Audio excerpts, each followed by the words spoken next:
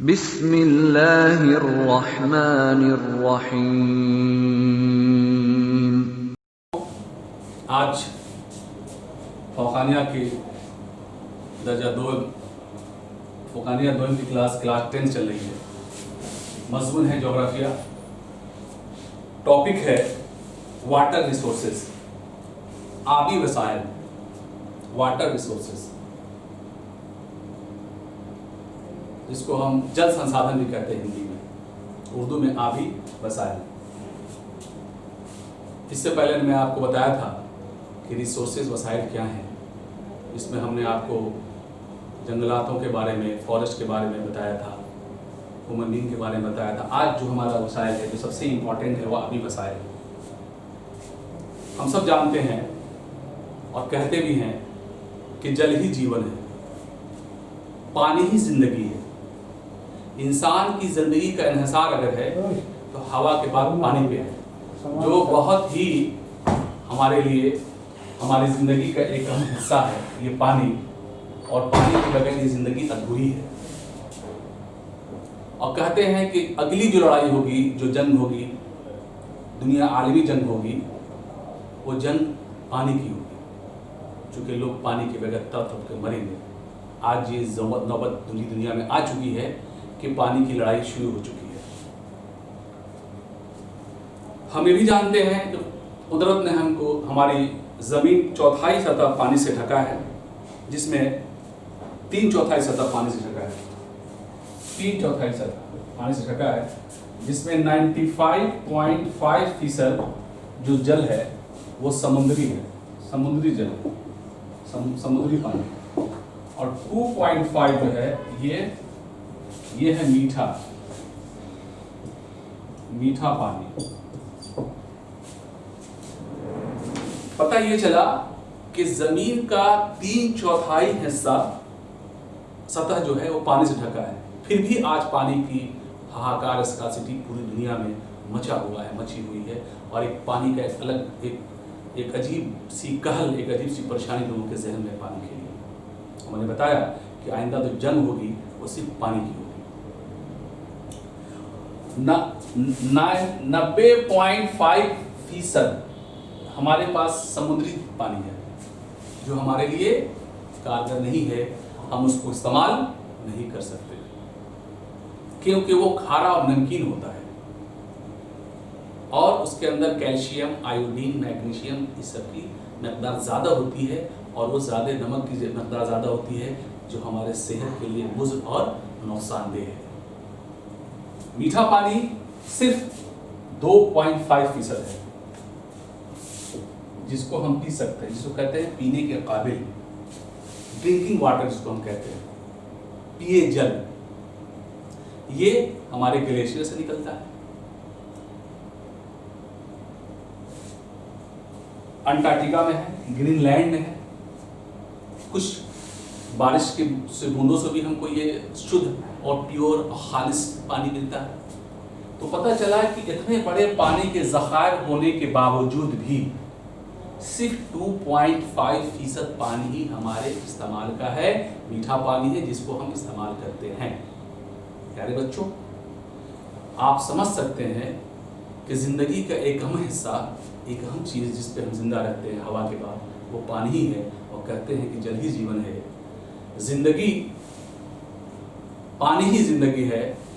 Water is life, without water life is not possible. पानी के बगैर जिंदगी का इम्कान नहीं किया जा सकता। जिंदगी का तस्वुर भी करना एक धोखा है। हम जानते हैं कि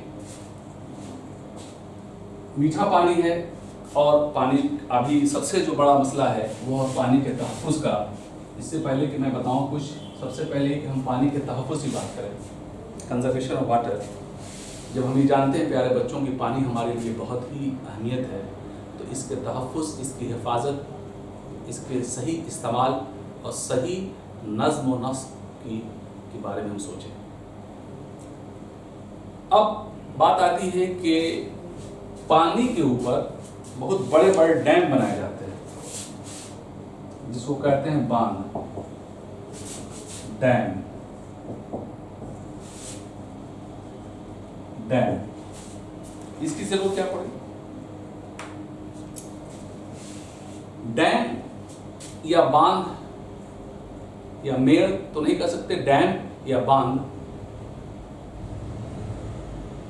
जो बारिश का पानी या सैलाब का पानी हम कसरों इस्तेमाल के लिए रोक के रखते हैं एक जगह और वहाँ बांध बना देते हैं, उसको हम कहते हैं डैम के जरिए रिकॉर्ड किया हुआ पानी। और डैम का मकसद होता है कसरों इस्तेमाल प्रोजेक्ट, आज पूरी दुनिया में जिसको हम कहते हैं मल्टीपर्पज़ प्रोजेक्ट, जिसको जवाहरलाल नेहरू ने शुरू किया था। और मुख्तलिफ पानी को रोक के हम इसका इस्तेमाल मुख्तलिफ तरीक़ों से करते हैं, जैसे सिंचाई के लिए, बल्कि तनवाई पैदा करने की, इसको हाइडल पावर कहते हैं, हाइड्रोसिटी,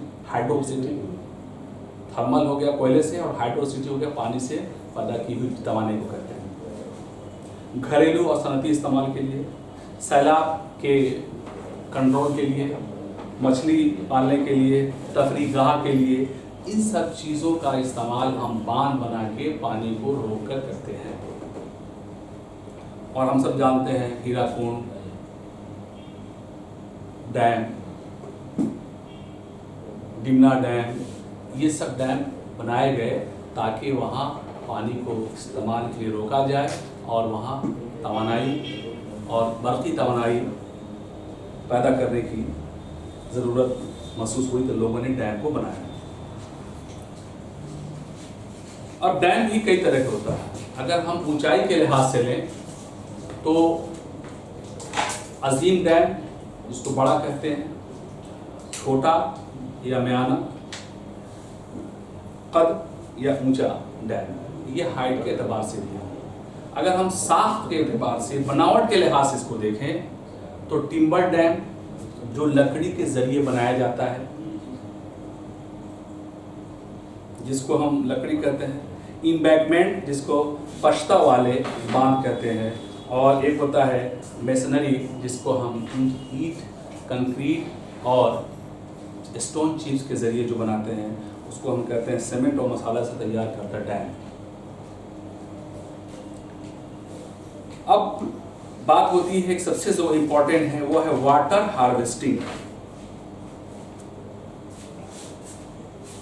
वाटर हार्वेस्टिंग जो सबसे अभी आज के ज़माने में बर्निंग टॉपिक है, जलवंत मुद्दा जो पूरी दुनिया में इस पर बात चल रही है, इसको हम बताएं आपको। वाटर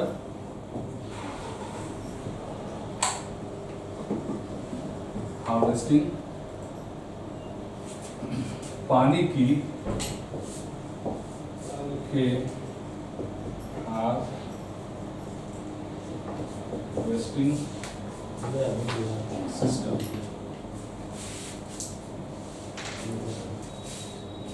पानी का हार्वेस्टिंग सिस्टम, अभी हम सब जानते हैं कि पूरी दुनिया में जो पानी का की स्कार्सिटी है, पानी की किल्लत है, उसके लिए एक नई तकनीक इस्तेमाल की गई, वाटर हार्वेस्टिंग, जो आप देखेंगे शुरू से भी, अगर हम कदीम ज़माने से देखें तो पानी के ज़ख़ीरे करने का एक शुरू से एक ज़ख़ायर लोग बनाते थे ताकि पानी उसमें इकट्ठा हो सके, ख़ास तौर से बरसात का पानी या सैलाब का पानी।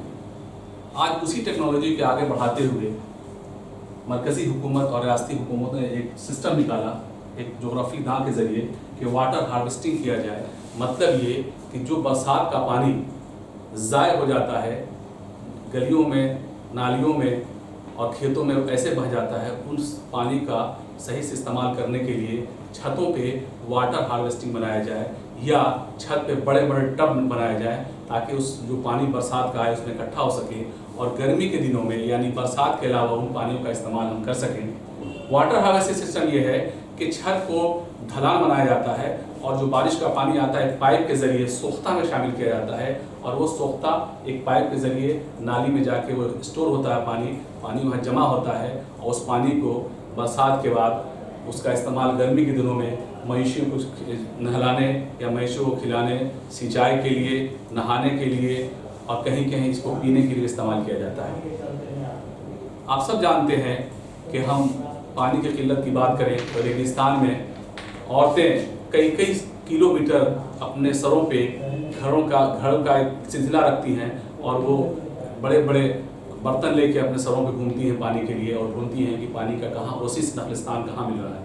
प्यारे बच्चों, पानी की अहमियत को देखते हुए हम ये कहना चाहेंगे कि हम सबको इसके बारे में सोचना होगा, इसकी तहफ़्फ़ुज़ के लिए, इसके सही से अच्छे करीने से इस्तेमाल के लिए इसके बारे में हम सोचेंगे, तभी ये आबी वसाइल जो हमारा वाटर रिसोर्सेज है आइंदा आने वाली नस्लों के लिए बच सकेगा और इसका हम इस्तेमाल कर सकेंगे। इसमें और भी आगे मैं बताऊंगा, चूँकि ये अभी हमने आपको तारुफ दिया इसके बारे में, और जो बचा हुआ है आइंदा क्लास में इंशाल्लाह इस पर गुफ्तगू होगी।